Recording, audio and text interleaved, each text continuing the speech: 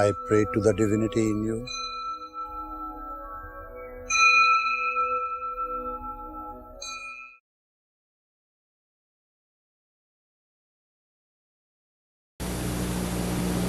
So you want to protect yourself, so you go on building boundaries around yourself for the sake of protection. Yes, self-protection is spontaneous, natural, that's something for which you have not to think or decide.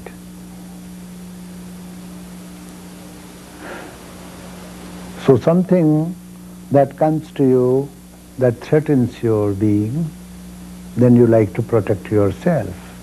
One single experience leads you to many fears, and then those fears create insecurity. You are insecure all the time, and insecurity marks your joy and pleasure in life.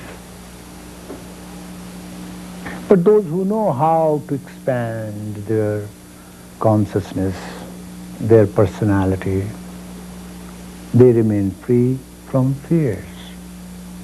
Fear of the death is highest of all fears. Nobody wants to die, you see. Nobody wants to talk about death. Nobody wants to understand death. So this sort of thing is because of actually ignorance. We should learn something about death, which is the main source of all fears. You see, death and birth are two gates. You go from one, come out from the other. You see, it's a habit of body, and it's a change, major change, and it's attachment that you create towards your relationship, towards the world, towards its objects, and you want to enjoy things of the world, yet you are never happy. No enjoyment can ever satisfy you, can ever make you happy, for all the enjoyments are short-lived. But when you understand the deeper levels of your being, or your being on all levels, then you come to know that death is just like casting off the garment. Even after death you do not die. You just change your garment. As you change your pillow cover, as you change your book cover, death is exactly like that. So one should realize the truth that Atman, the center of consciousness, is not subject to change, death and decay. Then one should also understand that the mortal part of life is subject to change, and its nature that it changes, is constantly changes. Then there are angles that you have to understand. What is your angle towards your life? What is your attitude towards life? How do you view death? What death means to you? For me, death means nothing.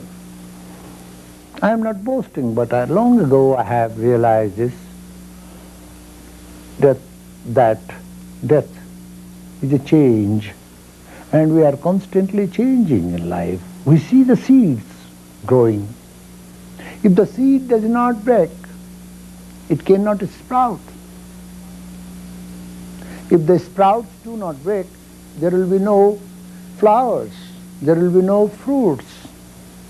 So in the process of growth and unfoldment, death is a must, and it should be accepted, and one should be free from that fear which does not allow you to grow or to unfold.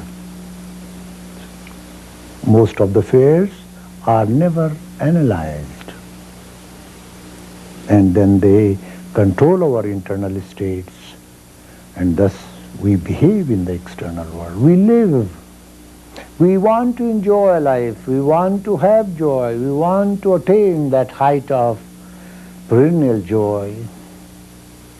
But because of the fears, we cannot do that.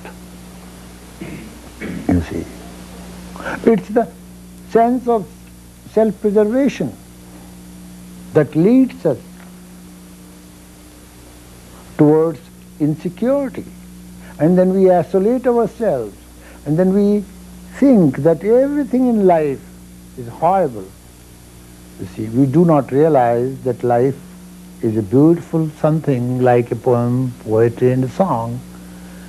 You see, but the moment we decide to lead happy life, then we no more become victim of those fears which are imaginary fears. We imagine negative things in life, and thus we become victim of all fears.